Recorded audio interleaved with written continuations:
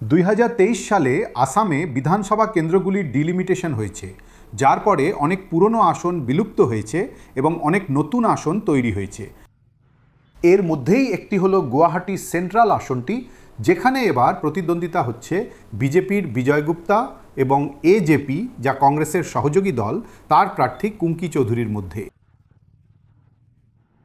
কিন্তু এই প্রতিদ্বন্দ্বিতা শুধু এই কারণে আকর্ষণীয় নয় যে কুঙ্কি চৌধুরীর বয়স মাত্র 27 বছর এবং বিজয় গুপ্তা বিহারি বংশোদ্ভূত, যদিও তার পরিবার গত 2 প্রজন্ম ধরে আসামেই বসবাস করছে।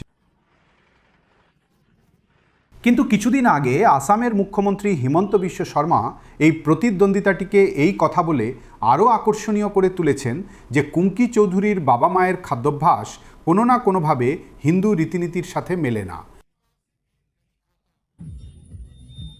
আমাদের সাথে এজেপির কুঙ্কি চৌধুরী আছেন। কুঙ্কি, আপনার বয়স নিয়ে বেশ চর্চা হচ্ছে, বিষয়টা কি? বিষয় তো কিছু নেই। আমি এখানে এসেছি মানুষের জন্য কাজ করতে, সেন্ট্রাল গুয়াহাটির মানুষের জন্য কাজ করতে এবং আসামের মানুষের জন্য কাজ করার ক্ষেত্রে বয়স এখানে বড় কোনো বিষয় নয়। মানুষের প্রতি আমার যে কমিটমেন্ট, প্যাশন আছে, আমি সেটা নিয়েই এখানে এসেছি এবং এখানে লড়াই করতে এসেছি। এবার আপনাকে কেন ভোট দেবে? আমাকে ভোট দেওয়া উচিত, কারণ আমি এখনকার যুব সমাজকে প্রতিনিধিত্ব করি এবং আমি এখানে একটি অত্যন্ত স্বচ্ছ ও জবাবদিহিমূলক ব্যবস্থা তৈরি করতে চাই, যেখানে প্রশাসন ও জনগণের মধ্যে কোনো ব্যবধান থাকবে না এবং সেন্ট্রাল গুয়াহাটির যা যা প্রধান সমস্যা রয়েছে সেগুলির ভালোভাবে সমাধান হতে পারে।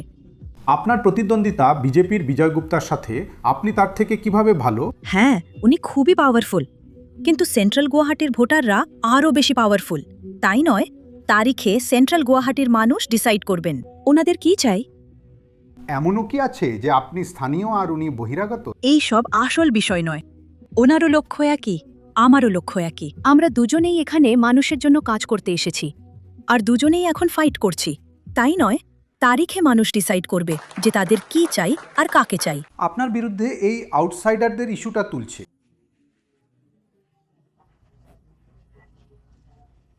কিছু হাতে গোনা লোক, গোনাগুনতি 10 জন লোক সোশ্যাল মিডিয়ায় পোস্ট করছে, মিডিয়ায় করছে। এই মিডিয়া আর সোশ্যাল মিডিয়ায় এই বিষয়গুলো যারা তুলছে তারা আসামের শত্রু, তারা আসামের শত্রু। ওরা চায় না যে অসমীয়া সমাজ, যেখানে মানুষ শান্তির ঐতিহ্য জানতে চায়,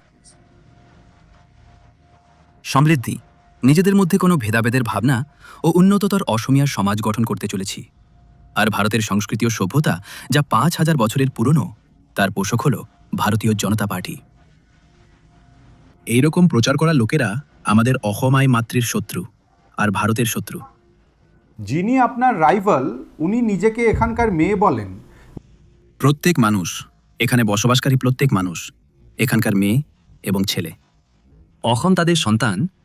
অসম মাতৃভূমির হৃদয় অনেক বড় ও সবাইকে আপন করে নেয়। তাই যদি কেউ জানে, তাহলে এমন কথা বলা উচিত নয় যে আমি আছি আর আপনি নেই। এই ভেদাভেদ। আপনি কি? আমি অসম সন্তান। এটা আমার জন্মভূমি, এটা আমার কর্মভূমি। অসমের মাটিকে আমি যতটা ভালোবাসি, আমি এর জন্য গর্ব অনুভব করি যে আমি অসমের মাটির ছেলে। ভোট আমরা কোনো একজন অসমীয়া মেয়েকে দেব নাকি কোনো অসমীয়া ব্যক্তিকে দেব, ওই বেসিসটা আমাদের নেওয়া উচিত নয়। বেসিস এটা হওয়া উচিত যে কে আমাদের ভবিষ্যতের জন্য ওই কনস্টিটিউয়েন্সিতে কাজ করবেন এবং পাস্টে উনি কি কি কাজ করেছেন সেই বেসিসে ভোট দেওয়া উচিত।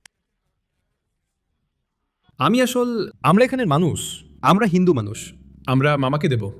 যে কোনো মানুষ হোক, বিহারি হোক, অসমীয়া হোক, আসল জিনিসটা যেন একদম এগিয়ে যায়। আমাদের এটাকে এগিয়ে নিয়ে যেতে হবে, মানে জিনিসটা আমাদের পরিপ্রেক্ষিতে যেন এগিয়ে যেতে পারে।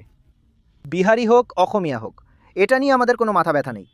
অসমীয়া যদি এই টিকিটটা দিয়ে থাকে, এটা তো একটা ইস্যু। কারণ আমাদের আসামে তো অনেক মানুষ আছে, অনেক জানাবোঝা মানুষ আছে, অনেক শিক্ষিত মানুষ আছে।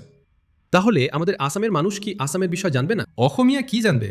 সে তো বাইরে থেকে এসেছে, তাই না? কিন্তু ওর জন্ম তো এখানেই, উনি এখানেই জন্মেছেন। আরে উনি এখানে যতই জন্মান না কেন, উনি কিন্তু বাইরের দিকেই টানবেন। আমাদের আসামের জন্য কিছুই করবে না। তো আপনি ভাবছেন এটা তো একটা কিছু প্রভাব ফেলবে নির্বাচনের সময়। পরে এটা পুরো টিভিতে ক্লিক করবেন।